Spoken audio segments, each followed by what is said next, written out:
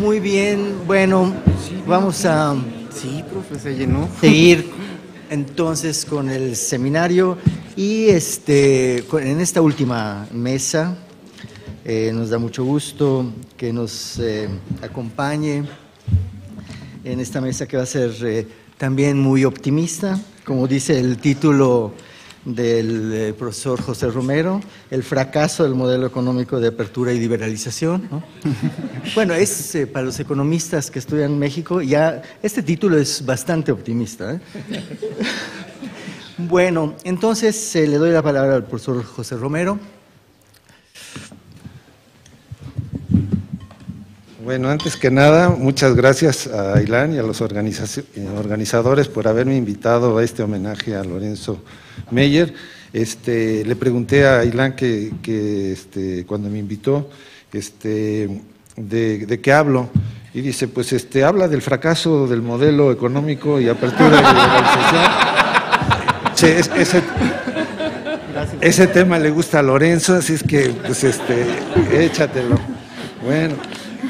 Y en ese sentido preparé estas notas. Bueno, algo optimismo. Introducción. El 1 de diciembre de 2012 se cumplieron 30 años del inicio de las reformas estructurales, ahora llamadas de primera generación. Con estas reformas, paulatinamente se abrió la economía al mercado internacional de bienes y servicios, así como el de capitales.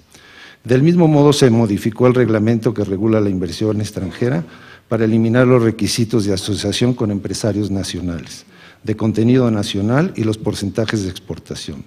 Con ello se esperaba que se eliminaran los obstáculos al crecimiento y que el ingreso por habitante de México creciera aceleradamente para alcanzar el de Estados Unidos. Los resultados de las reformas al régimen de comercio exterior no se hicieron esperar y fueron sorprendentes. Entre 1983 y 2011, las exportaciones crecieron en una tasa promedio anual de 9.3%, cerca de 3.4 puntos porcentuales por encima de las registradas en el periodo 40-82. Este resultado fue alcanzado a pesar del retroceso de las exportaciones petroleras. Este rápido crecimiento del comercio modificó los porcentajes de las exportaciones y las importaciones como proporciones del PIB nacional. En 1983, las exportaciones mexicanas totales representaron el 19% del PIB y en el 2011 el 36%. Dentro de las exportaciones totales, las exportaciones manufactureras fueron el factor más dinámico del comercio. De 1983 a 2011, estas crecieron a una tasa anual de 14%, 6.8 puntos porcentuales más que en el periodo 40-82. El porcentaje de manufacturas en las exportaciones totales pasó del 28% en el 83 al 80% en 2011. Industrialización. El hecho de que México sea un importante exportador de manufacturas es un rasgo importante y deseable, porque la producción de manufacturas y la industrialización son esenciales para el bienestar de un país, como lo dijo Bernardo. Rodrik en el 2009 sostiene que el nivel de vida de un país no depende del volumen de comercio, sino de su nivel de industrialización. El nivel de vida, en gran medida, depende de lo que sucede con su sector manufacturero. Si este sector no es dinámico, el resto de la economía tampoco lo podrá hacer. En este sentido, el gran volumen de exportaciones de manufacturas mexicanas parecieran ir en el sentido correcto de industrializar el país. Sin embargo, esto no es así. Las exportaciones brutas mexicanas no reflejan su verdadera contribución al Producto Interno Bruto. Esto es particularmente grave en el caso de las exportaciones realizadas bajo el régimen de Maquila y de los otros programas de importación temporal para las exportaciones. Así, por ejemplo, en el año 2005, las exportaciones brutas de Maquila representaron el 13% del PIB, una cifra importante.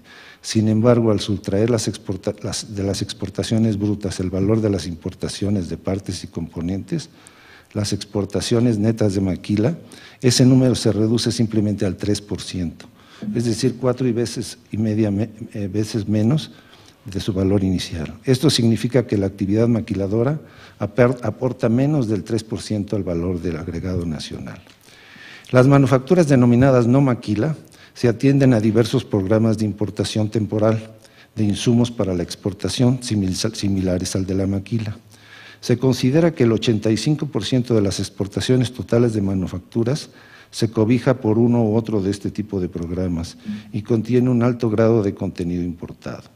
Las ventas externas de las manufacturas denominadas no maquilas representaron en el 2005 alrededor del 10% del PIB. Como también tienen un alto ingrediente de ensamblaje, su contribución al PIB debe de ser similar al de la maquila.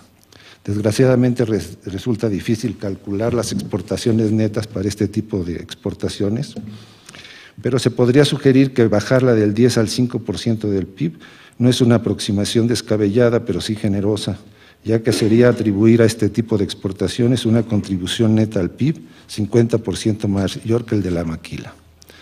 Si este supuesto fuese razonable, se puede asumir que la contribución de las exportaciones manufactureras totales al PIB es de 8%, cifra muy inferior al de las exportaciones manufactureras brutas totales que rondan el 23%.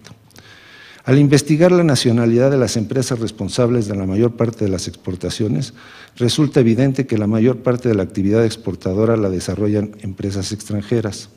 Las empresas con inversión extranjera directa realizan alrededor del 60% del total de exportaciones no petroleras. Su participación es aún mayor en el sector manufacturero, 63%. La nacionalidad de las empresas exportadoras está íntimamente relacionada con el bajo contenido nacional de las exportaciones y la creciente importación de insumos y bienes de capital. Las exportaciones realizadas por empresas con inversión extranjera directa establecidas en México solo representan una parte menor de su producción global. A este proceso se le conoce como la fragmentación de los procesos productivos. La manufactura mexicana es parte de este proceso. Una empresa extranjera tiende a comprar sus insumos y bienes de capital en la región en la que se concentra la mayor parte de sus operaciones. Esta es la región en la cual, debido a los procesos acumulativos de economías de escala y aprendizaje, los insumos y los bienes de capital que esta industria requiere son producidos más eficientemente. Esto sucede generalmente en su país de origen. Dada la apertura comercial, la fragmentación de los procesos productivos y la dominancia de la inversión extranjera directa en el sector manufacturero mexicano, no es de sorprenderse que exista una estrecha relación entre los sectores manufactureros de Estados Unidos y México.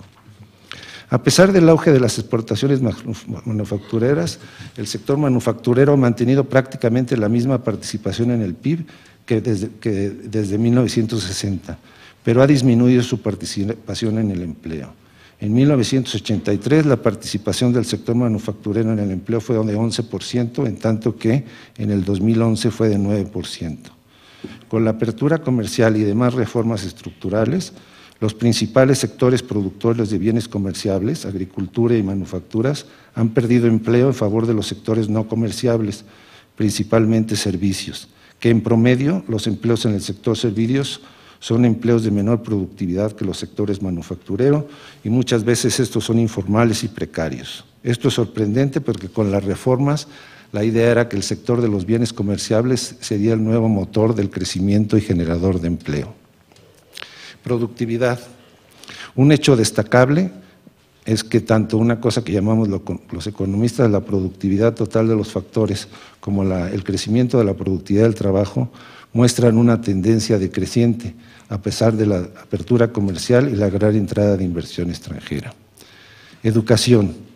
En México la matrícula de educación media y superior y capacitación se han elevado considerablemente en relación al crecimiento de la población. Así, por ejemplo, mientras que la población se multiplicó por 1.5 veces del 85 al 2012, la matrícula en la educación media se multiplicó por 2.2 y la superior en 2.6, en tanto que el número de alumnos matriculados en licenciatura se multiplicó por 2.7 y la de posgrado por 5.8. De 1985 al 2012 tuvo lugar una mejora significativa en la composición educativa de la fuerza de trabajo. Sin embargo, las evidentes mejoras en la composición de la fuerza de trabajo no corresponden con el desempeño del ingreso por habitante y con la productividad del trabajo. La composición educativa de la fuerza de trabajo ha mejorado, pero el ingreso por habitante solo se multiplicó por 1.3 del 83 al 2011, es decir, en 28 años. Y la productividad del trabajo en toda la economía solo lo hizo en 1.18. Estos datos son un indicio de que el sistema educativo mexicano no se encuentra conectado al resto del aparato productivo nacional y que en las condiciones actuales no se da la conexión entre mayores niveles de educación y mayores niveles de productividad. La razón estriba en que la economía mexicana es una economía globalizada y con gran parte de la estructura productiva en manos de empresas extranjeras. Bajo estas condiciones, a las empresas extranjeras les resulta más barato importar la tecnología que producirla en México. Un esfuerzo educativo como el que ha hecho México y puede hacer, tiene sentido cuando existe una política integral de crecimiento, con políticas industriales y macroeconómicas orientadas al crecimiento de la actividad industrial en manos de mexicanos, que genere demanda para este tipo de calificación. Insistimos en que sean empresas nacionales, porque a diferencia de las extranjeras, las empresas mexicanas sí están necesitadas de generar tecnología propia y por tanto requieren de contar con mano de obra calificada. Estas empresas, a su vez, pueden generar economías de aprendizaje que contribuyan a generar y acumular conocimiento propio. Una política educativa sin una estrategia de crecimiento integral que genere la demanda para este tipo de cuadros técnicos no genera aumentos de productividad, sino que generan descontento social. Las carreras relacionadas con la productividad, por ejemplo, agropecuarias, ingeniería y tecnología, han perdido presencia debido a que sus egresados no encuentran demanda para sus habilidades en los sectores productivos.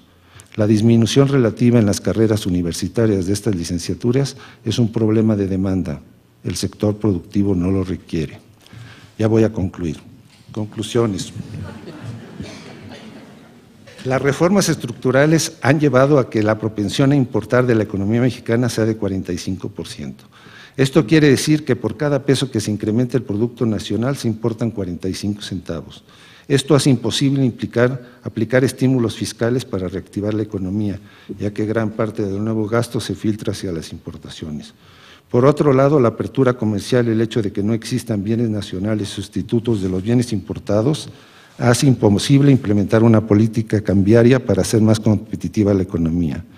Cualquier devaluación nominal que se considere como permanente se traduce en un incremento de precios en la misma proporción, dejando el tipo de cambio real inalterado. Por su parte, la apertura al mercado de capitales hace imposible aplicar una política monetaria, ya que cualquier reducción relativa de las tasas de interés provoca una salida o menor entrada de capitales. Finalmente, la extranjerización de la banca comercial hace que ésta realice sus operaciones en nuestro país en función de sus intereses globales, de sus matrices, en lugar de buscar los intereses nacionales, los cuales no necesariamente coinciden. En estas condiciones restringe las políticas macroeconómicas y la inversión privada nacional y constituyen una camisa de fuerza para nuestro desarrollo. Sin una política macroeconómica, la única fuerza que puede jalar a la economía mexicana es el crecimiento del mercado de Estados Unidos, a través de importaciones de manufacturas ensambladas o producidas en México, turismo, compras de petróleo, etcétera. Internamente no tenemos instrumentos para estimular el llamado mercado interno.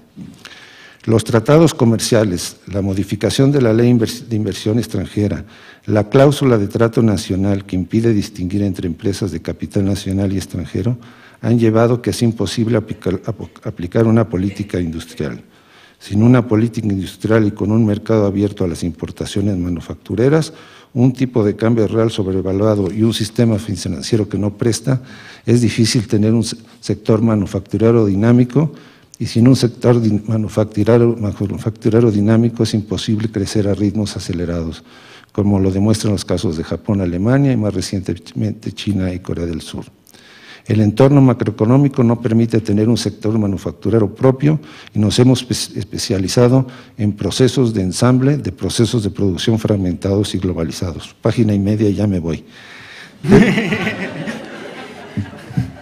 Desde sus orígenes, la teoría del desarrollo prevenía acerca de los peligros que este tipo de especialización conlleva.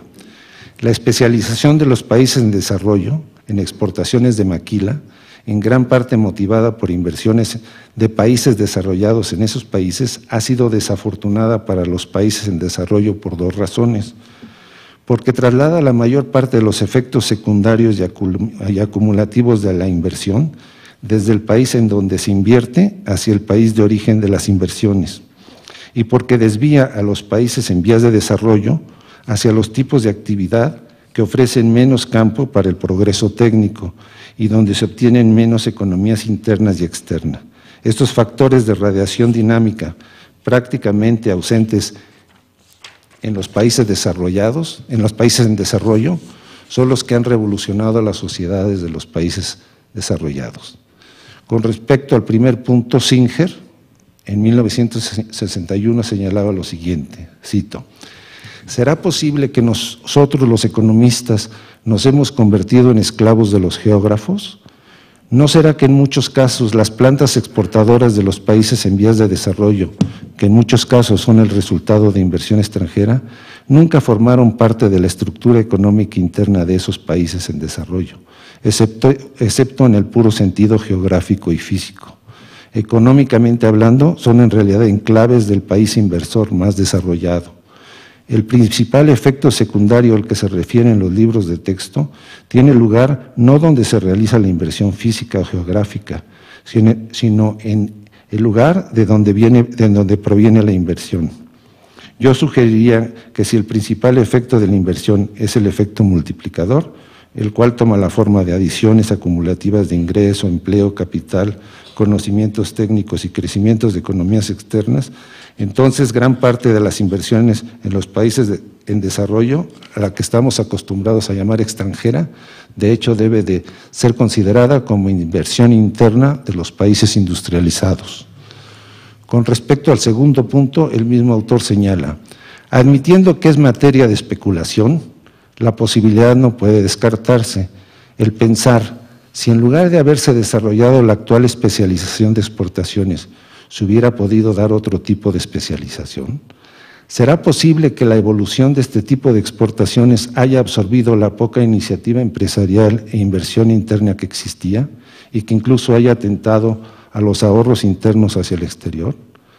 Debemos comparar no lo que existe con lo que existía, sino lo que existe con lo que pudo haber existido. Sin duda, un asunto enredado y no concluyente. Muchas gracias.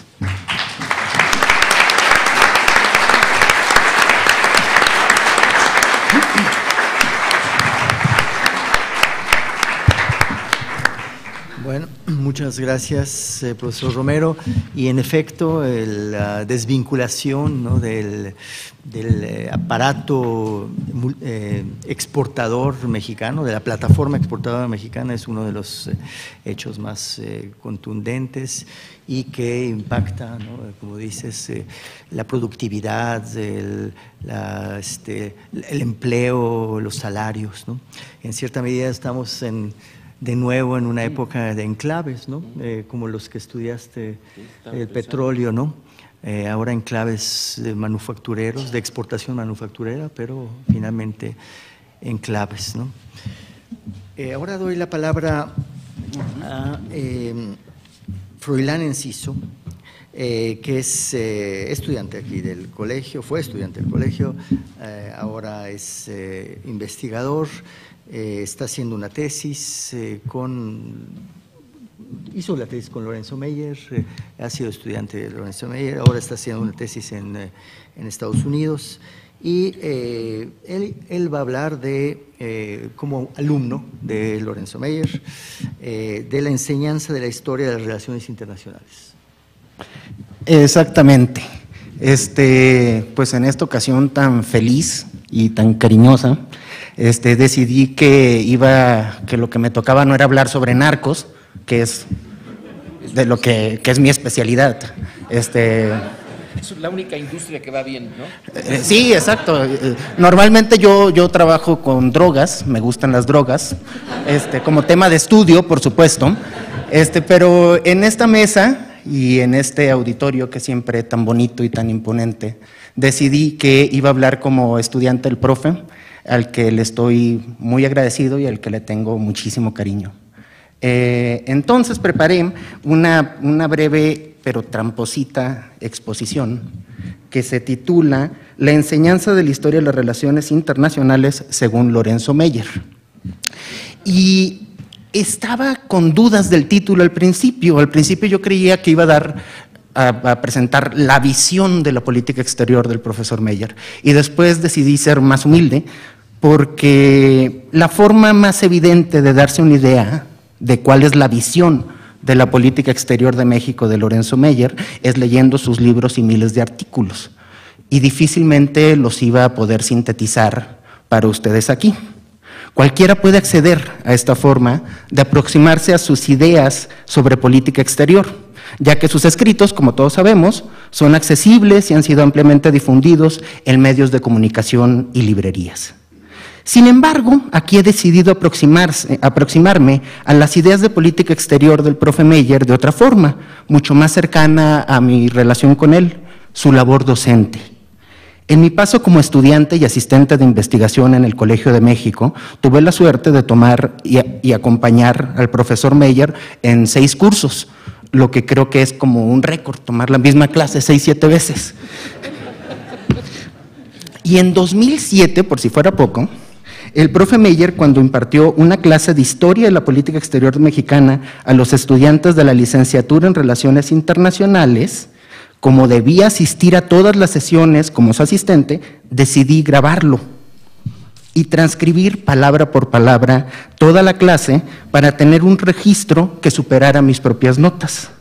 El resultado fueron 18 sesiones, porque tuve problemas técnicos en las dos primeras, así como en una se me acabaron las baterías y en otra se me acabó el cassette.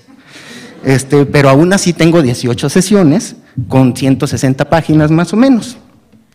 En esta feliz ocasión me propuse leer estas transcripciones con tranquilidad, revisitar la clase del profe Meyer, como se dice ahora, y tratar de dilucidar cuáles son las ideas centrales de esta visión de la política exterior que el profe Meyer ha transmitido a miles de estudiantes. Podría parecer un método heterodoxo, y lo es, aunque creo que es también tan relevante como una revisión de la obra escrita del profe Meyer, y que frecuentemente pasa desapercibida, o si no desapercibida, por lo menos es tomada como parte de la cotidianidad de la vida académica y no como obra en sí misma. Y yo creo que la labor docente, sobre todo cuando se ha hecho con esa constancia con que la ha hecho el profe Meyer, es parte de la obra. El profesor Meyer ha impartido cursos por más de 40 años a los estudiantes de Relaciones Internacionales y Administración Pública aquí en el Colegio de México.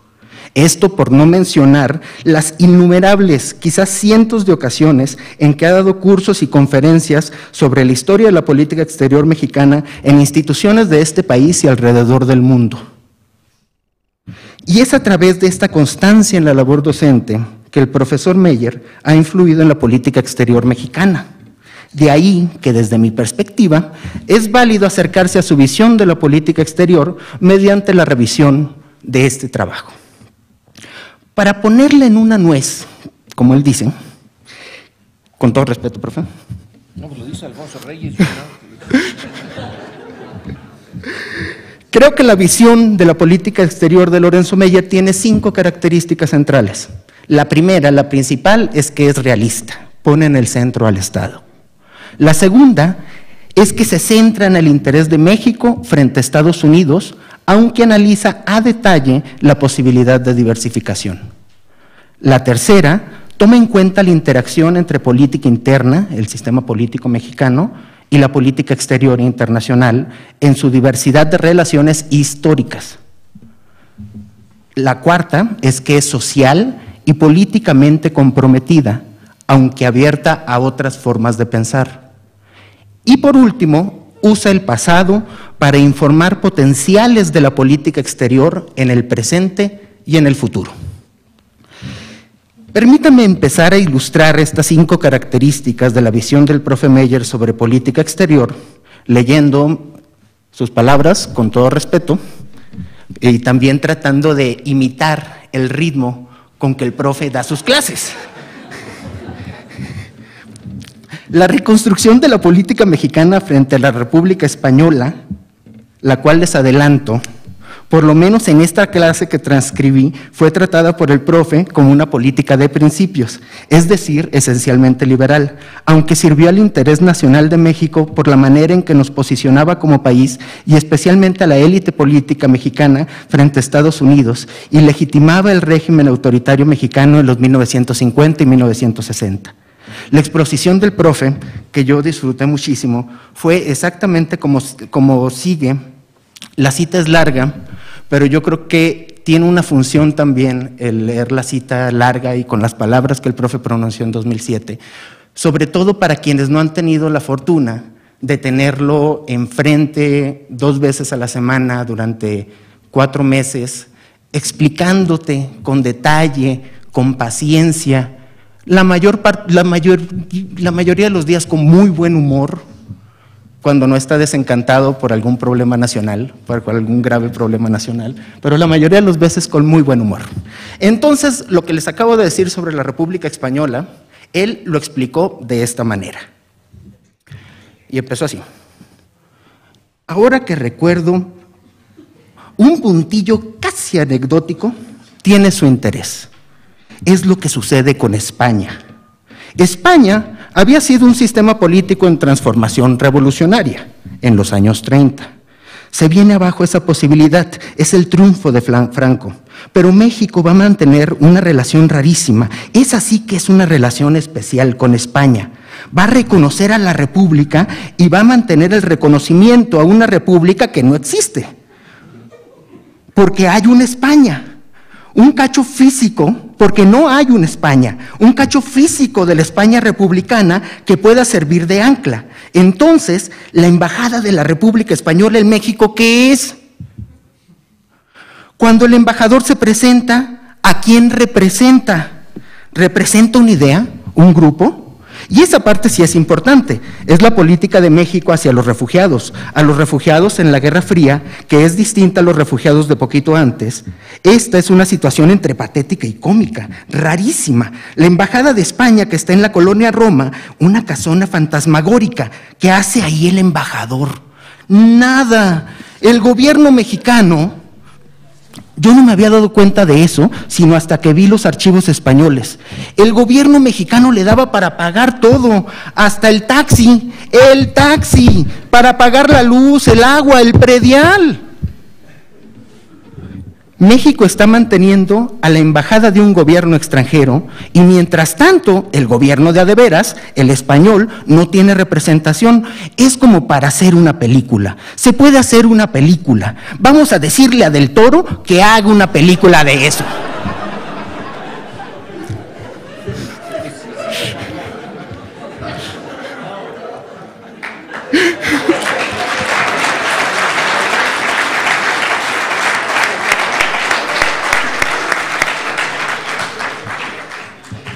¿Qué hace una embajada que no tiene país? Es el mantener una idea. Aquí la ironía es buenísima. Ya me perdí.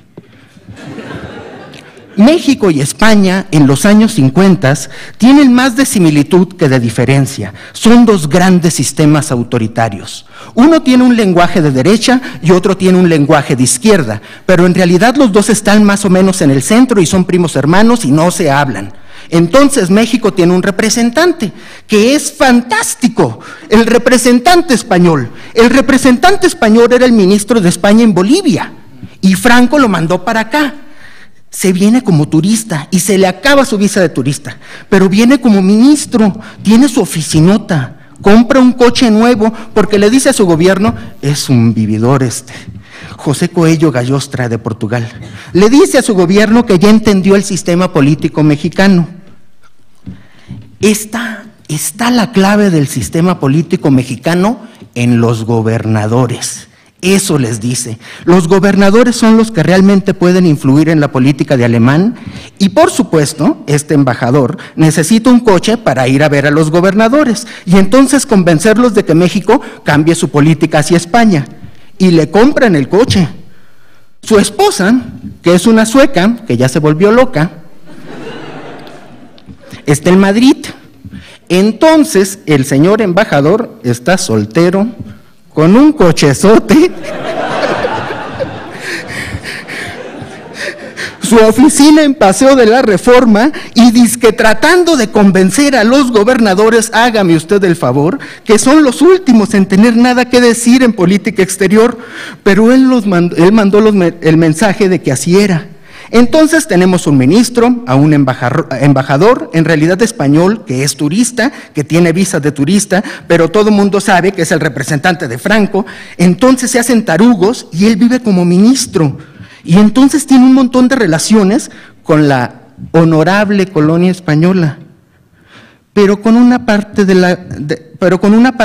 de la colonia, que es la parte de los business, de los que tienen dinero, de los conservadores. Mientras el embajador de a de veras, pero que no tiene país, mantiene una relación muy estrecha con los republicanos, que a su vez ya están haciendo business. Pues, ¿qué se hace en este país? Negocios, ¿qué más? Entonces, la colonia española vive dividida en dos. México con 2 embajadores de hecho, y ocurre algo extraordinario. Un español decide matar al ministro y se lo echa a la salida de su oficina. Eso produce en la Castellana una de las grandes manifestaciones de los 50 en Madrid en contra de México y en apoyo de este personaje, que créanlo o no, tiene su nombre en la escalera principal del Ministerio de Asuntos Exteriores de España, donde está el embajador de España en Guatemala, que rostizaron cuando también rostizaron al papá de la Menchú. Entonces está su nombre, pues, dizque caído en el servicio, y está el nombre de este vividor también caído. Pero si uno murió por la patria, el otro murió por estúpido. Porque tenía un conflicto con un espía, que era un español anarquista, al cual él había comprado para que le diera todos los chismes de la colonia de refugiados aquí, y no se pusieran de acuerdo. ¿Y qué creen? Pácatelas, se lo echó de un balazo. Entonces, la relación entre México y España entra en crisis en los principios de los 50, pero en principio no había relación. Siendo así entonces, que entra en crisis. Esta relación fantasmagórica que va a terminar López Portillo, pero es entretenido por lo menos. Algo nos dice de la política exterior de México en base a principios, porque si no, no se explica la relación con España.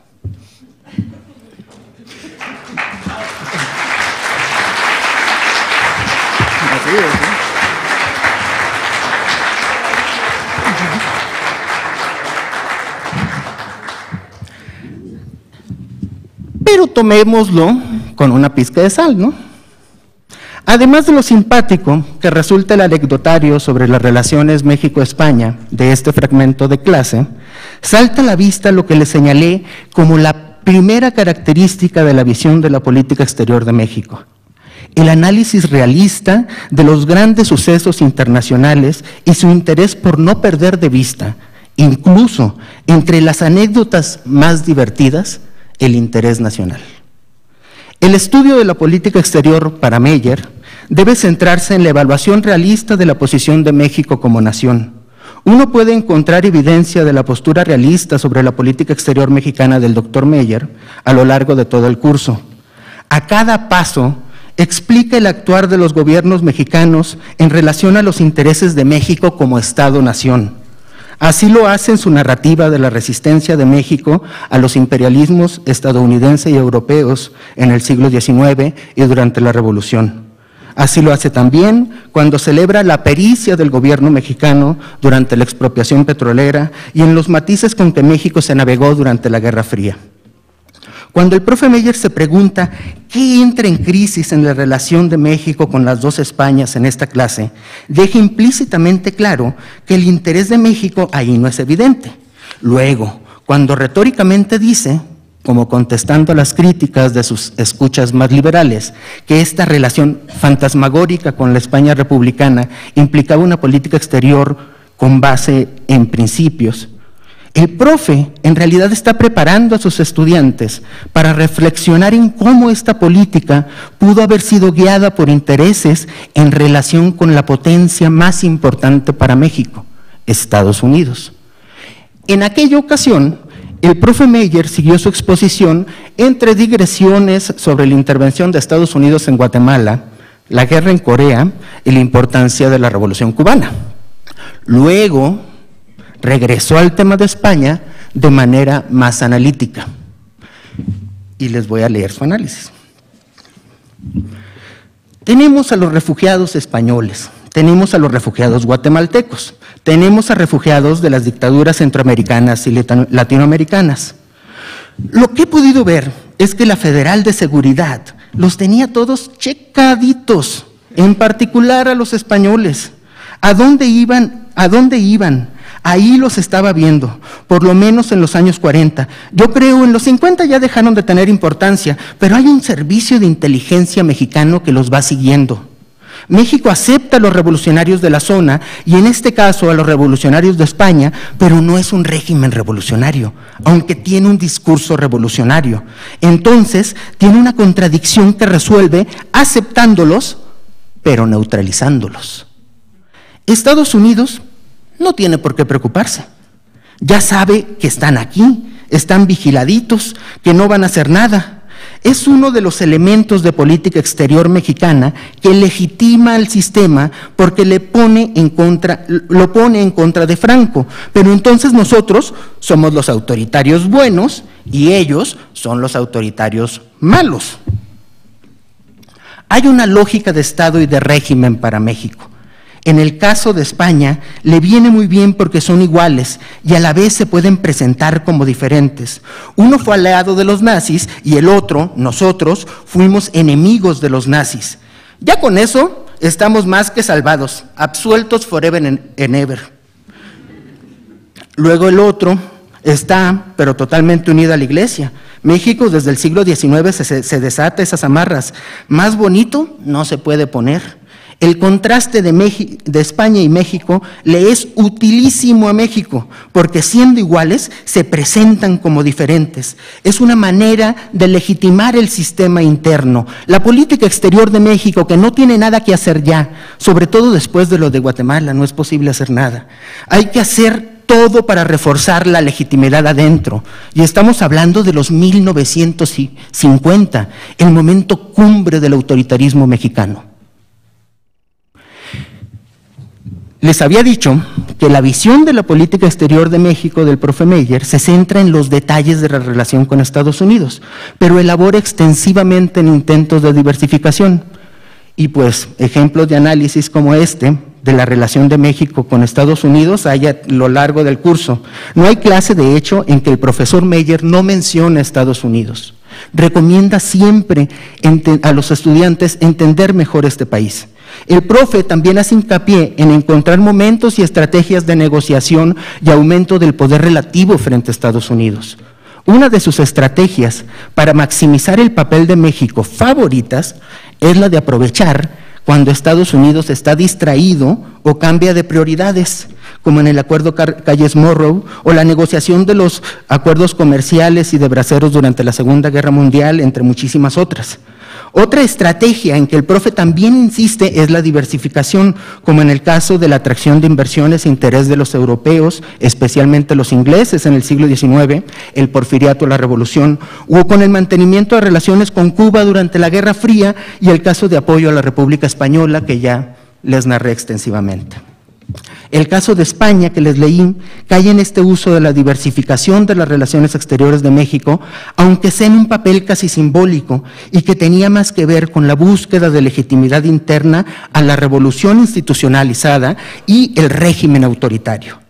De ahí que el profe ponga la jiribilla de que pudo ser una política de principios.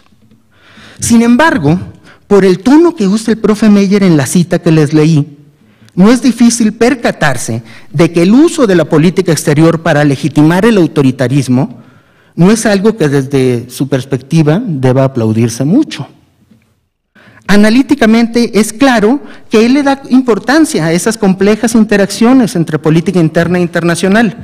Ciertamente no las deja de lado. Sin embargo, esta tercera característica de la visión de la política exterior del profe Meyer, la preocupación por las relaciones entre política interna y exterior, conlleva cierta carga normativa. Tengo la impresión de que en la visión del profe Meyer, la política exterior no debería ser un recurso para desviar la atención de los atropellos y desvaríos de nuestra política interna, como ocurrió en el caso del refugio español, esa manipulación que nos contó a través de la transcripción, o con los paseos por el mundo de López Mateos o López Paseos, que solo servían para distraer la atención de la represión política, el agotamiento de los ideales de la revolución y la desigualdad dentro de México. Todo lo contrario, la fortaleza de la política exterior debe ser, para el profe Meyer, el resultado de tener políticas internas más fuertes y más justas. Es por eso que al principio le señalaba que la cuarta característica de la política exterior del profe es que es social y políticamente comprometida, pero abierta a otras formas de pensar. Y como evidencia, y ya es la última cita larga que les leo, se los prometo, como evidencia les voy a leer el preámbulo con el que el profesor Meyer inició la clase sobre la política exterior posterior a 1929. Ese día yo creo que llegó un poco consternado. Lo primero que se tiene que discutir y luego ver es cómo la política interna cae dentro de esa gama de variables que están más o menos acomodadas dentro de un futuro inmediato y de largo plazo. Pero sobre todo, el futuro inmediato y el de muy, muy largo plazo son nada más imágenes que sirven para alentar el esfuerzo del aquí y ahora, en función de lo que pasará en 5, 10 años a lo máximo. El proyecto mexicano, a mi juicio, existe muy brevemente durante la independencia y luego se divide en dos. Hay una bifurcación muy clara, muy notable entre el ala conservadora monárquica, que quería preservar partes centrales de lo que había ocurrido durante la colonia, de las instituciones coloniales, y la parte liberal transformadora. Llega el proyecto de los liberales para poder hacerse realidad a partir de 1857. Y sí se tiene un proyecto, y sí se lleva a cabo distorsionándolo, porque ningún proyecto en ninguna parte de la historia a la hora de ponerse en práctica corresponde a lo que se pensó, se distorsiona. Pero la dictadura, porque son dictaduras las de Juárez y Díaz, son parte de un gran proyecto y más o menos ponen a una parte del país en tono con el resto del mundo, la modernizan y la otra la dejan hecha una porquería, una paga lo que la otra puede avanzar, pero si hay proyecto, se viene abajo con la revolución. Es un tiempo muy confuso y viene a resurgir el proyecto basado en la justicia social, basado en la reforma agraria. Esa era la parte central del proyecto que ahora lo vemos como algo muy secundario, porque pues ya ni agro hay. Pero cuando sí había agro, la reforma agraria era fundamental. Entonces, el proyecto nacional es democracia política y democracia social. Pero la política la hacen un lado en función de lo social. La reforma agraria se lleva a cabo en los años 30, la nacionalización del petróleo, la readquisición de los ferrocarriles, la mexicanización de la banca y las leyes de inversión extranjera que restringen áreas en donde no hay inversión extranjera, otras donde debe de estar el 51% de inversión nacional. Ese es un proyecto. La idea es crear una economía nacional con su propia industria, su propio sistema financiero, sus controles, su transporte, su comunicación, etcétera, y crear un México que económicamente esté desarrollado, pero independiente en lo que se pueda de Estados Unidos. Ese proyecto se viene al suelo al final de 1982. Salinas es el último que se expresó de una manera más o menos clara. No, señores, no hay ya valor, dijo Salinas, para lo anterior. Vamos a abrir el mercado, a privatizar el grueso, si no es que todas las empresas del Estado, reducir el Estado al mínimo, hacerlo eficiente. No queremos un Estado obeso, decía Salinas, queremos un Estado eficiente, poner el énfasis en la procuración de justicia que nunca se había puesto. Entonces, dejarle a la economía, aquí sí, al César económico, lo que es de la economía, y al Dios de la política, lo que es estrictamente de la política, que es sobre todo el mantenimiento del orden y la impartición de justicia. Pero ese proyecto de Salinas, que surgió con mucha lógica, se vino abajo también en 1994-95. Nos estamos quedando sin uno equivalente, bien armado, ideológicamente sustentado, que se nos ofrezca. Y ya podemos decir, no, no quiero ese, o sí lo quiero, pero hay un punto en donde converge la energía intelectual mexicana para decir esto sí o esto no, esta parte sí, esta parte no. En esta ocasión, en el 2007, no tenemos una imagen de futuro. Entonces, lo que se hace es la administración de lo cotidiano con unas bajas promesas de que va a haber más construcción de vivienda y de que vamos a andar combatiendo el narcotráfico y que el ejército va a estar aquí y que van a haber unas reformas judiciales, pero son islas. El todo no está armado, aunque yo supongo que sí lo tienen armado, pero no lo dicen. Entonces, en la nación como conjunto, cada uno de nosotros tiene su proyecto. Algunos lo llevarán a cabo, la mayoría quedará frustrada, a medias, etcétera, pero el conjunto es el que no existe. Entonces, casi está pidiéndosele al mexicano su salvación individual. Estudien bien, saquen buenas notas, váyanse al extranjero, tengan sus posgrados y que el país, a ver quién carajo se hace cargo de esto.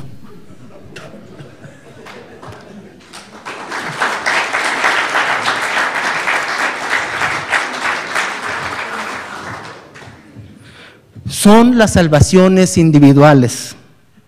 Quizás siempre ha sido así. En el fondo, siempre es la salvación individual lo más importante, pero hay un mínimo de espacio para una visión de conjunto. Bueno, todos vamos a ir por aquí, o la mayoría vamos a ir por aquí. Ahorita no sabemos a dónde vamos. Ya para no complicarles más, y volver para lo que me pagan, que no es para esto, sino para ver la historia de la política exterior mexicana, yo me empiezo a temer que ya no hay espacio en el mundo para un proyecto como el que se tenía, de que México llegue a ser un país desarrollado como los otros países desarrollados del mundo. Ya no hay espacio para países desarrollados, ya los recursos no alcanzan. China es ahorita el que tiene el primer lugar para apuntarse como el siguiente país desarrollado. Es tan grande que ya no cabría, no puede haber la energía, al menos fósil, petróleo, para que China pueda tener cada quien su calefacción, como en Estados Unidos en su casa. Su súper aquí cerquita, el servicio de seguridad social, todo pavimentado, cada quien su coche. Ya no hay. México pudo haber sido. Es uno de los países latinoamericanos que pudo haber sido, junto con Argentina. Entonces el proyecto del futuro tiene que ver con dos cosas ya muy complicadas. Una es mejorar nuestra condición colectiva, pero otra es no aspirar a ser como Estados Unidos o Europa Occidental. Ya no se puede. Entonces, ¿qué es lo que se puede? ¿Cuál sería la aspiración de una organización política de 120 o 130 millones de personas que somos, con recursos naturales ya muy limitados para tener una vida decente, digna? Como todos los conceptos en ciencias sociales y más en filosofía, ¿qué es dignidad? Uno la ve, la huele, la siente, pero definirla está cañón. Pero una vida digna, como la colectividad orgullosa del camino que ha recorrido y el futuro que se propone, un futuro en donde se trate de no molestar a nadie, no herir a nadie, uno donde impere una visión humilde, limitada, en función de nuestros recursos, vale la pena luchar por ella. Luego de esta cita, no creo que deba presentar mucha evidencia adicional para afirmar que la quinta característica de la visión de la política exterior del profe Meyer es que el conocimiento concreto del pasado informa el presente y articula futuros alternativos, tanto en México como en la posición de México en el mundo. A principios de este siglo, el profe Meyer decidió enseñar su clase poniendo la historia patas arriba, como hace con muchas cosas. Enseñar la historia del presente hacia la colonia, hacia el pasado. El profe lo hizo porque se dio cuenta de que a los estudiantes nos era más sencillo interesarnos en el presente, en lo inmediato. En aquel entonces, recuerdo que el profe se preocupó porque algún colega dijo que esa manera de enseñar corría el peligro de ser teleológica, es decir, presentar el pasado como una serie de hechos que retratan el presente como un resultado inevitable. Y pues eso sí era un problema. Lo menos que quiere el profe Meyer es dar la impresión de que las cosas no pueden ser diferentes. Por eso empezó a usar contrafactuales más seguido, para no neutralizar la posibilidad de la utopía. Ese es su gran antídoto a la teleología, la idea de que podemos mejorar la condición de México frente al mundo y sobre todo frente a nosotros mismos mediante ejercicios de imaginación informada. Espero que para este punto ya quede claro que la visión de la política exterior del doctor Meyer, del profe Meyer, por supuesto que es realista, claro que se centra en el interés de México frente a Estados Unidos, toma en cuenta las interacciones entre política interna y exterior, es social y políticamente comprometida, aunque abierta a otras formas de pensar, y usa el pasado para informar potenciales de la política exterior en el presente y el futuro. Pero más aún, habría que agregar una sexta característica que es quizá más profunda. Más allá de la visión de esta política del profe Meyer, la enseñanza del profe es que en el ejercicio intelectual uno siempre debe ser crítico y nunca perder el sentido del humor. Quienes fuimos a la oficina del profe Meyer aquí en el colegio, vimos la divertida parafernalia que colecciona, sus cuadros, tiene toda clase de monigotes de Salinas y de sus personajes favoritos. Y entre esos cuadros está enmarcado, muy bonito, ya viejito pero bonito, un cuadro de don Daniel Cosío, un artículo de don Daniel Cosío Villegas, en que plantea la necesidad de ser críticos mediante disecciones detalladas de lo humano, aunque duela. Dudo, de hecho, el artículo ese, si mal no recordamos el profe y yo, el artículo se titula "Para saber es necesario herir". Dudo que el profe Meyer haya seguido este consejo de don Daniel. Para enseñar su visión de la política exterior, pareciera que el profe Meyer ha decidido reescribir críticamente el consejo de su maestro como: para enseñar, para saber, es necesario trabajar, soñar en colectivo y reír. Así las cosas, hasta con su profe, el profe Meyer ha sido muy crítico y hasta rebelde. Gracias.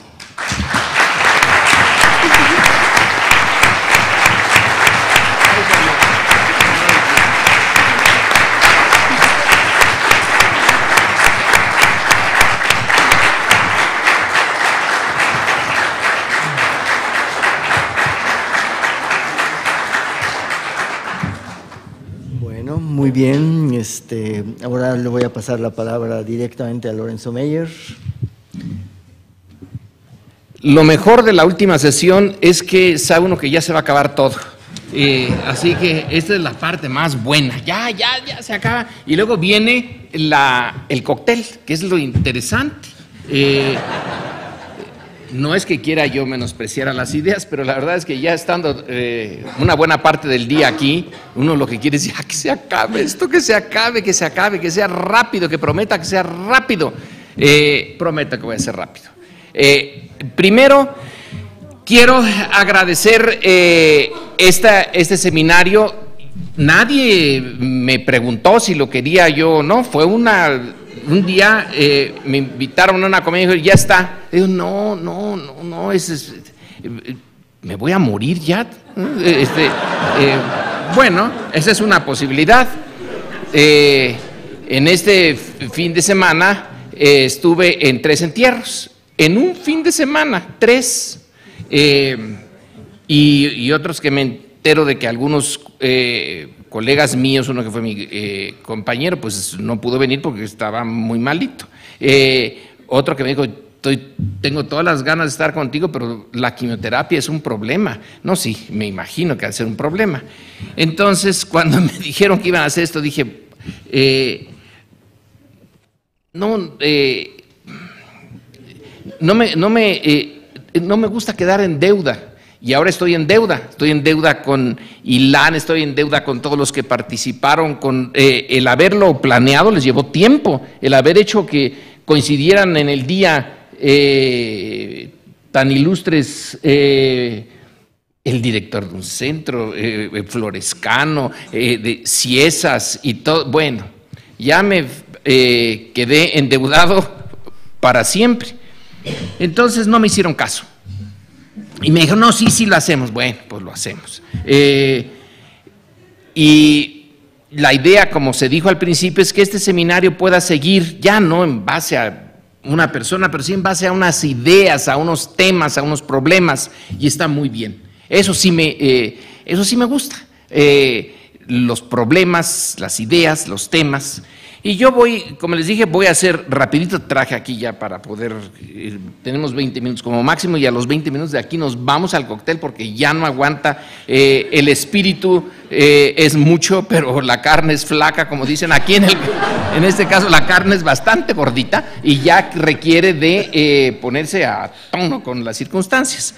Entonces vamos a poner, miren, lo que...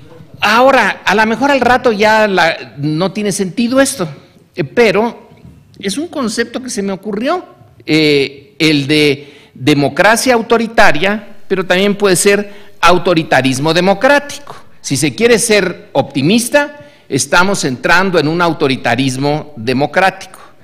Si se quiere ser menos optimista, pues la parte de democracia autoritaria, el PRI ya llegó para... como dijo Ilan hoy en la mañana, que es una maldición gitana la que dijiste, tendremos PRI para 100 años. Bueno, era el Reich de los 1000 años y duró tan poquito, el Reich de los 1000 años duró una cosita así, esperemos que también el PRI de los 1000 años, aunque Gil Villegas aquí diría que estoy haciendo...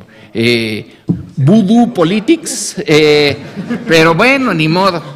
Dure lo que dure, esto sepa Dios, ya no es lo que fue. Eso es. Entonces les pido considerar que una de las maneras, un concepto, que los conceptos deben de ser usados, son útiles como un martillo. Bueno, ese martillo sí sirve para este clavo, pero para este otro no.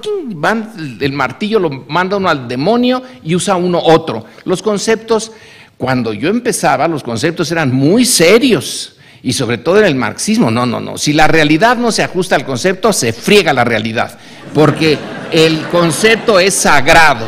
Estamos ya en otra época y los conceptos no son sagrados. Si no sirve esto de democracia autoritaria o autoritarismo democrático, pues lo quitamos, no hay mayor problema.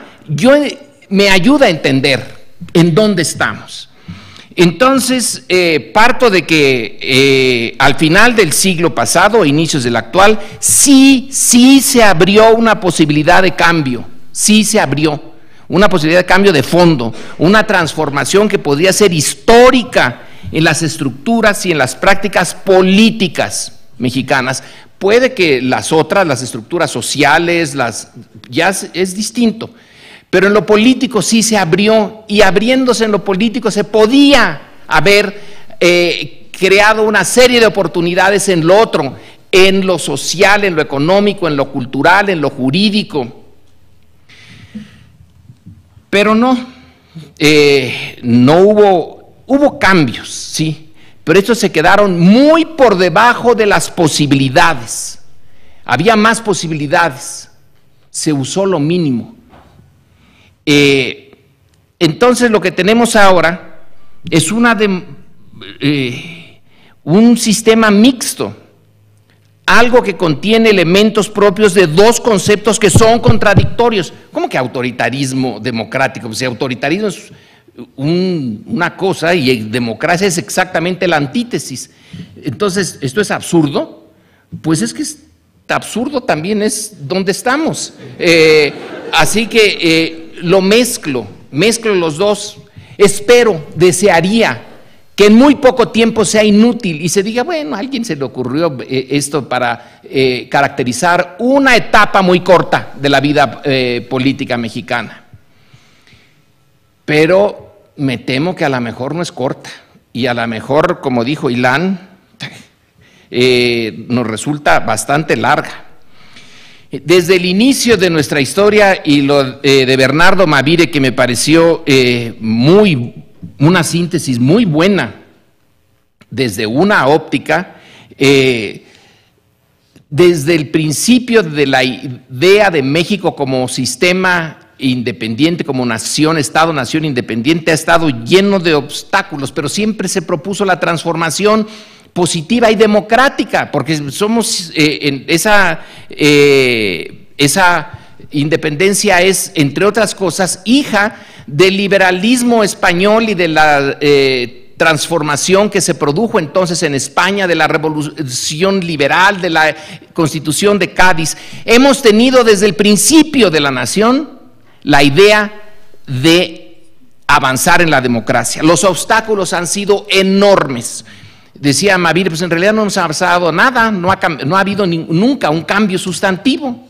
Bueno, yo destaco dos obstáculos grandes para esta transformación, pero a lo mejor me quedo corto, pero no veo que los obstáculos externos hayan sido realmente los que nos frenaron. Sí nos frenaron a veces, pero los obstáculos más serios están aquí adentro. Es manufactura nacional, esas que estamos exportando pocas, pero sí tenemos algunas, y esos son los obstáculos. Son dos.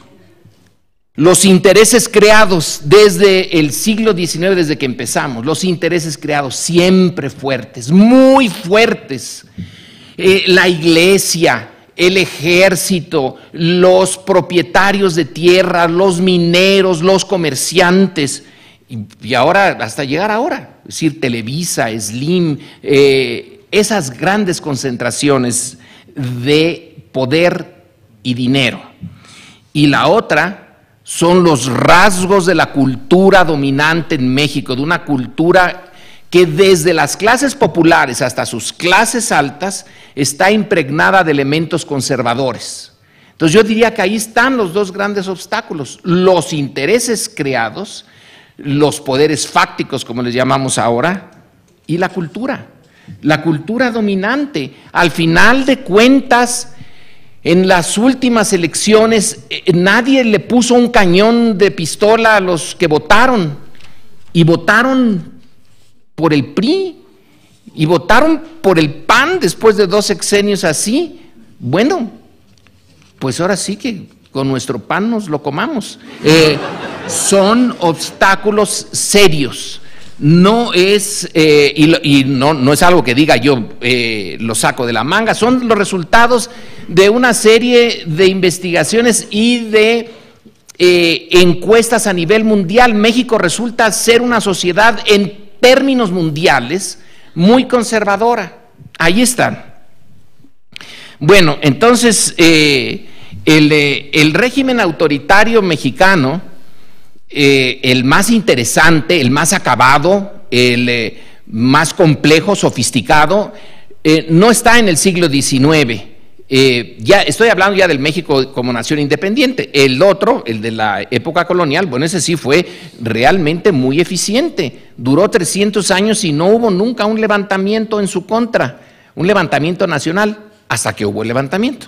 Entonces sí se vino abajo, pero entonces sí el factor externo es muy importante en ese momento. En el cambio del siglo XIX, si no es porque a Napoleón se le ocurre su gran aventura, probablemente España hubiera tenido, ni siquiera se hubieran puesto la idea de hacer independiente a la América española en ese momento. Después sí, era inevitable que se buscara la independencia, pero en otra época. Esta sí fue externo el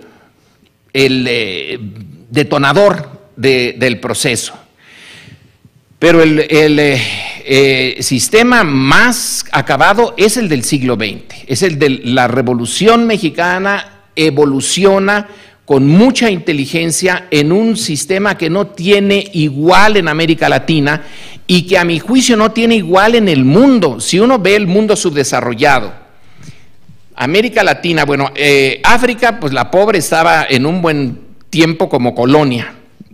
Pero metamos al África, al Asia y una buena parte de Europa. ¿Quién tiene un sistema que es estable desde 1916, 17, pongamos 17 por la Constitución? Ya el nuevo grupo la impone, porque no es una Constitución votada, es impuesta.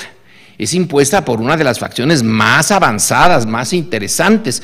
Pero si al grueso de los mexicanos les hubieran puesto a votación si el artículo 3, si poner a la iglesia en una posición marginal, seguro que no votan por ella. Pero afortunadamente nadie les preguntó. Entonces hay una decisión de las élites de avanzar en ese sentido. Pero si lo ponemos en 17, este sistema dura hasta el año 2000. La pobre Unión Soviética, sí, empezó también en 17, pero terminó antes, ya para el 89, 90, 91, ahí se quedó. O sea, nosotros duramos más que la Unión Soviética. No éramos un sistema totalitario, sí autoritario, y la esencia del autoritarismo es disminuir el grado de pluralismo. Y el pluralismo permitido era el que permitía desde arriba y toleraba, alentaba y a otros lo prohibía. Bueno, entonces el fin de siglo vino, los vientos de la Guerra Fría dejaron de soplar, vino en otra dirección y ayudó a tirar los muros. Fueron vientos externos muy favorables. El fin de la Guerra Fría le terminó con la coartada del sistema autoritario. El sistema autoritario antes había usado su eficacia para justificarse frente a Estados Unidos y pedirle el apoyo cuando fuera necesario. Que en 1982 se va la economía al diablo, viene el apoyo norteamericano. Que cuando viene el error de diciembre, viene el apoyo norteamericano. Bueno, ya no hay razón de eso, tiene que cambiar.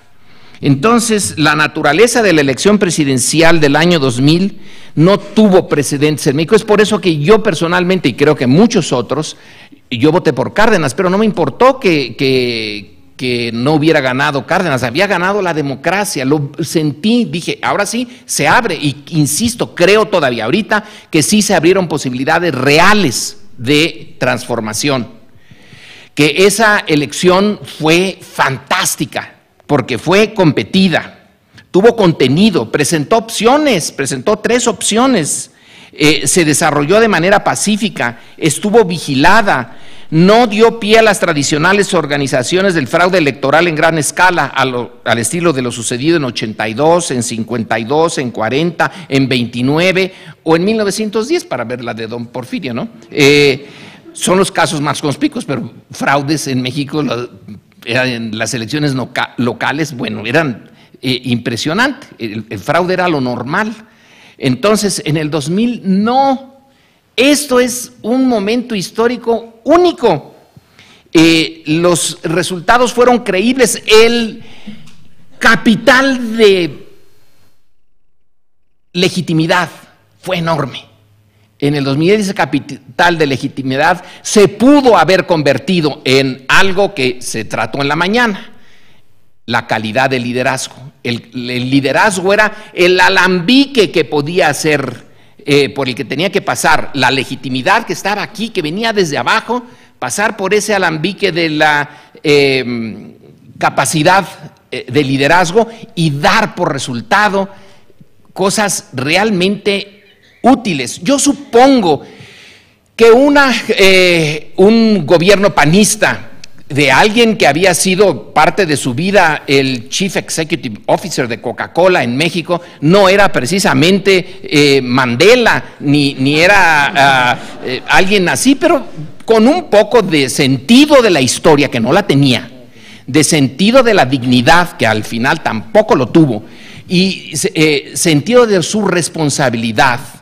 Y hubiera sentido responsable frente al país, frente al gran proyecto que se abría, siendo de derecha, siendo panista, conservador, católico, etcétera, pudo haber avanzado en cosas bien importantes, porque no se contraponía el combate a la corrupción, el hacer un sistema de justicia que fuera digno de ese nombre, empezarlo a hacer, porque hacerlo, lo que se llama hacerlo, va a tomar su tiempo, pero por lo menos que se viera el empuje de la legitimidad ganada, transformada por la vía de un liderazgo que sabe lo que quiere y a dónde va. En eso no estábamos pidiendo, ni era posible pedir un cambio en las estructuras sociales, en las estructuras de clase, en el sistema de propiedad. No, eso estaba ya cantado. Pues si era conservador, pues no era otra cosa, pero sí podía haber iniciado unos cambios en la estructura no solamente del presupuesto, sino la estructura fiscal, esa reforma que el presidente, quien fuera presidente de este colegio, Víctor Urquidi, pues en realidad fue presidente del colegio porque lo derrotaron en su gran lucha, que era la reforma fiscal. El colegio le sirvió ya como refugio después de una guerra que valía la pena. La reforma fiscal era la esencia de si la política es quién consigue qué, cómo y cuándo, la reforma fiscal podía rehacer la política mexicana. Bueno, por lo menos comprometerse con el intento. No que cambiara, no que se fuera a la izquierda, ni que hiciera el programa de izquierda. Ese era de la izquierda y él era de derecha, pero se suponía que era una derecha honrada. Yo creía que era posible eso. Ahora lo veo una contradicción de términos, no se puede, pero se abrió esa posibilidad.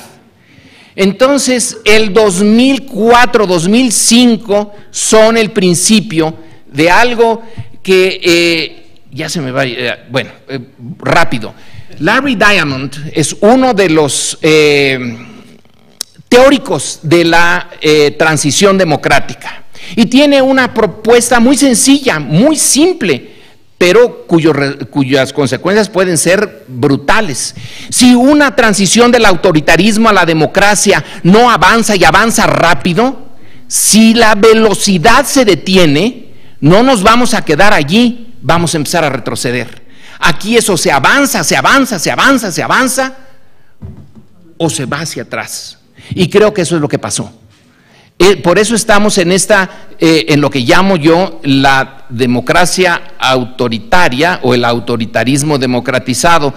Hubo un avance, hubo un empuje, le pareció abrirse una puerta histórica a la política mexicana, pero como no hubo el liderazgo,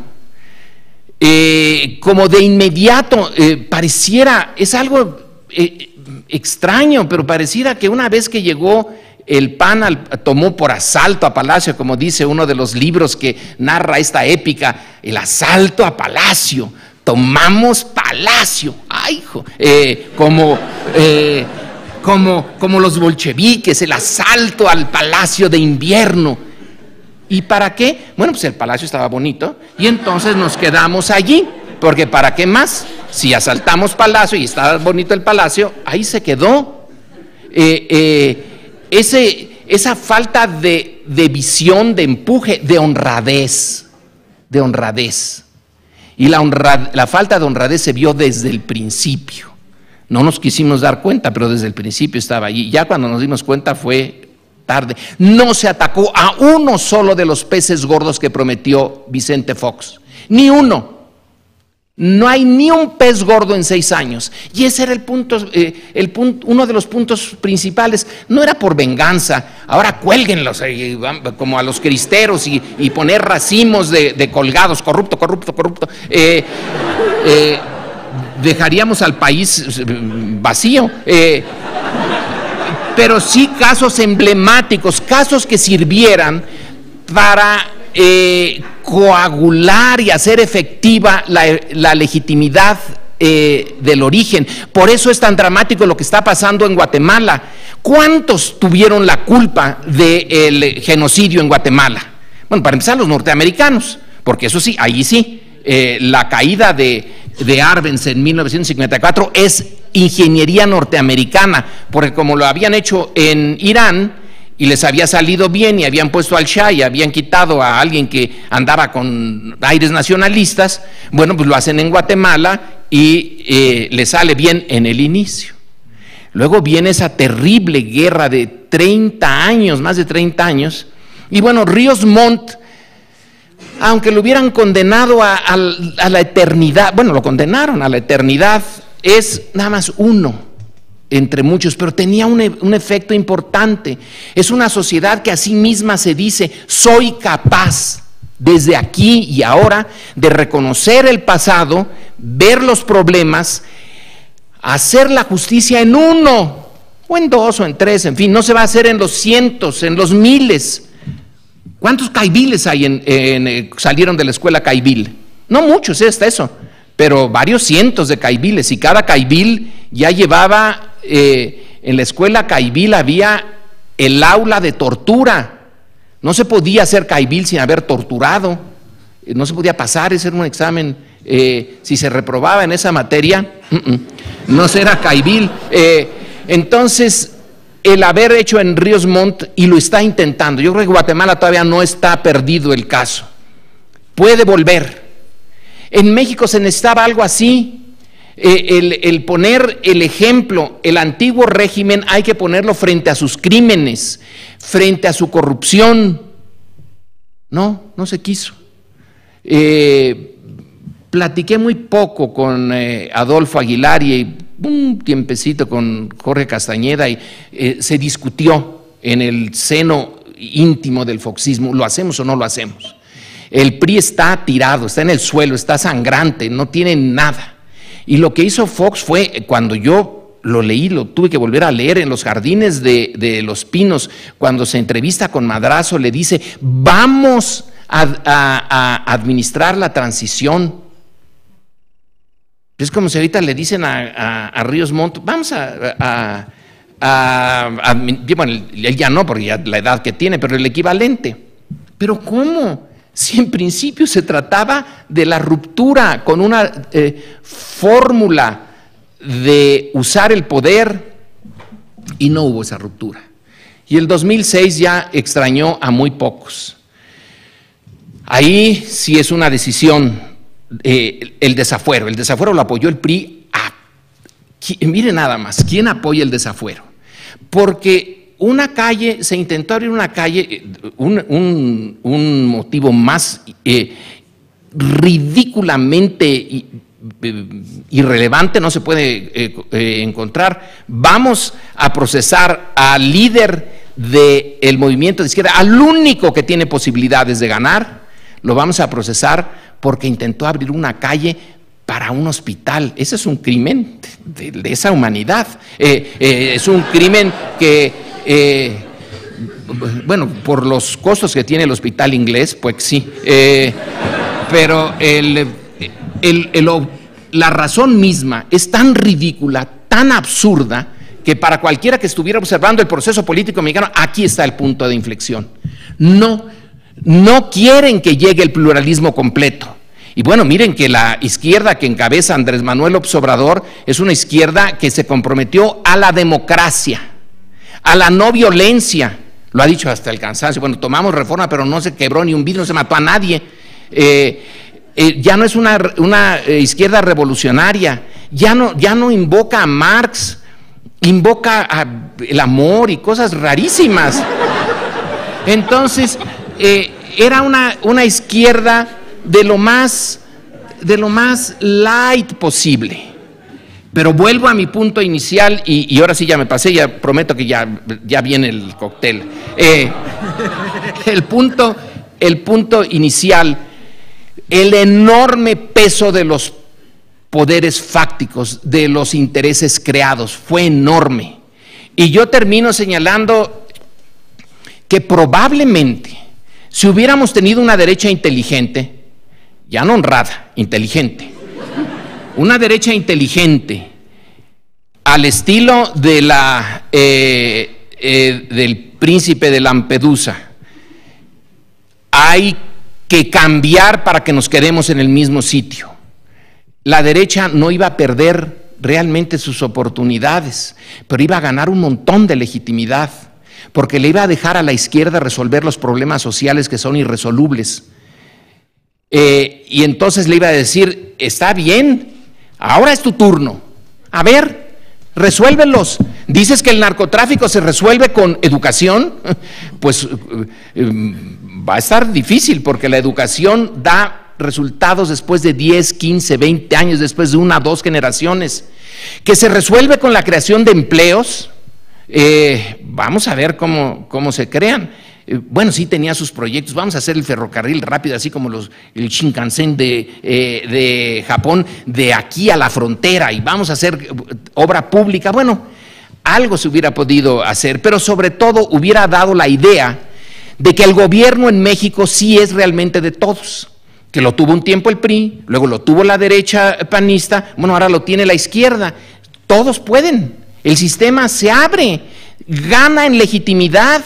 No era necesario poner la maldita televisión con la pared de ladrillos cayéndose, un peligro para México. Entonces el peligro, si es un peligro para México, si México como país, como nación, como sociedad está en peligro, entonces sí vale la pena todo.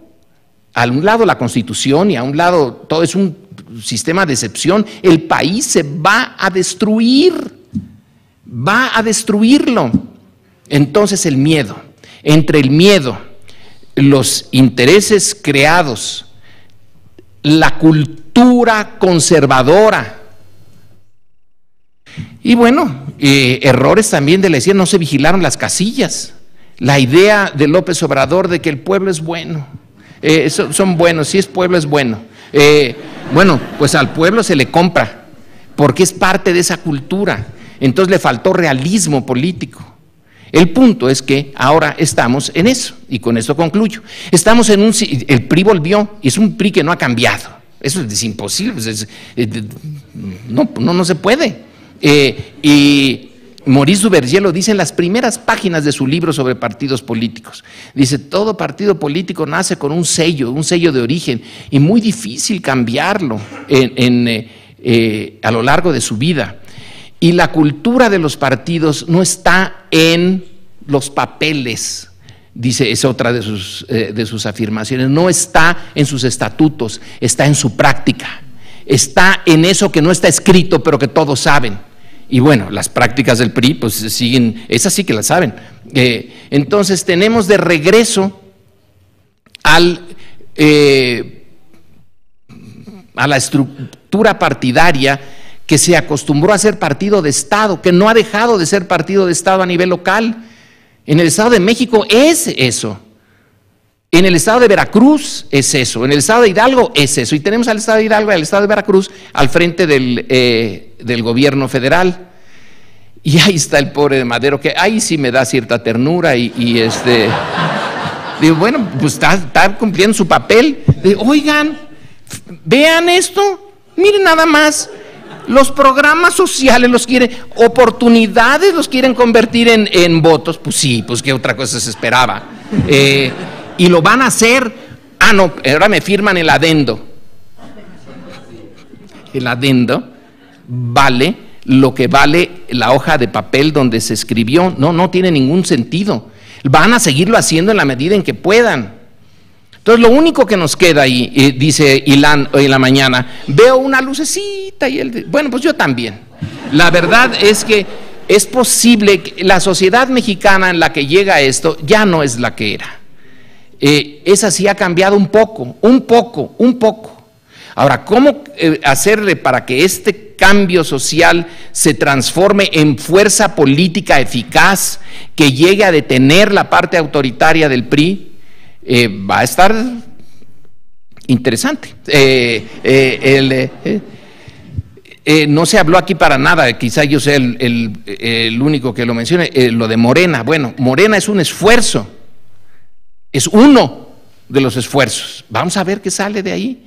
Es un esfuerzo de larga duración, ya no está pensando en las elecciones del 2018, ya las dio por muertas, está pensando en un movimiento de largo plazo desde abajo.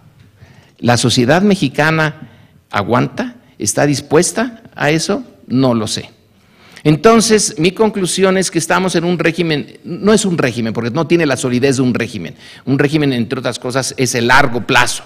Las mismas estructuras, las mismas reglas se mantienen a lo largo de décadas. No sé en este caso. Es un sistema mixto ahorita, en donde nos podemos, si Larry Diamond tiene razón, lo que va a triunfar ahora son las fuerzas autoritarias, porque ya perdió su inercia inicial la parte democrática. Pero si no tiene razón, pues Larry Diamond no es Dios. A lo mejor su hipótesis no es tan sólida y contundente, y la parte democrática, porque la sociedad mexicana ya se hizo plural, ya tiene más capacidad de autoorganización, ya puede en algún momento salir el Yo Soy 132, se disuelve después, pero para eso están los movimientos, ese tipo de movimientos sociales. Nadie los está pidiendo largo plazo, en las coyunturas sale. Vamos a ver qué sale ahora cuando se intente la privatización parcial de la industria petrolera, que ya está privatizada, por cierto, pero cuando se haga más obvio. Vamos a ver qué sucede si ponen el IVA. Vamos a ver qué rayos sucede con el narcotráfico, con la violencia. Entonces está todo en el aire. Y eso es esa es mi hipótesis por ahorita. La democracia autoritaria o el autoritarismo democratizado, ya ahí hay una diferencia. Si el PRI se mantiene, va a ser el autoritarismo democratizado. Por ahorita estamos en la democracia autoritaria. ¿Hacia dónde vamos? Yo creo que la ciencia política no puede decirnos, darnos esa respuesta. Pero espero que nosotros seamos al menos, y con esto termino, voy a sacar un libro y no es propaganda para el libro, pero sí es sobre este tema. Creo que los académicos en última instancia no influimos gran cosa, pero por lo menos dejar testimonio de que había una parte de mexicanos que no se chupaban el dedo, que sabían dónde estaban y que no a todos los hicieron tarugos, que si no se pudo, pues no se pudo, pero que no nos tragamos ese tipo de discurso político que está contenido ahora en por ejemplo, el Pacto por México. No, esto va bien. El del New York Times también nos dice, el Economist, ahora sí, México ya detonó. De aquí en adelante, olvídense de Brasil, es, decía el Economist. Ay, no me digan. Ahora sí que, ¿are you talking to me? ¿Están diciendo que nosotros? Pues sí, nosotros. Ay, vamos. Vamos muy bien. Bueno, entonces, por lo menos que en el sector académico se diga, oiga, no la muelen, no es así. Que sea de utilidad, lo dudo, no creo, que el mundo académico tenga ninguna capacidad, porque el mundo político tiene un sentido de autosuficiencia de tal naturaleza, ellos saben. Los otros, pobres, están tratando de estudiarnos. Una vez Bartlett más o menos eso lo dijo en una referencia a un humilde servidor. Bueno, este es académico porque no pudo ser político, porque no le quedó de otra. Bueno, a lo mejor tiene razón, pero esa es la actitud. Así que influir en los políticos, olvidémonos. En lo más se puede influir es en algunos sectores de la sociedad mexicana y para el largo plazo. Y hasta ahí llegamos. Gracias.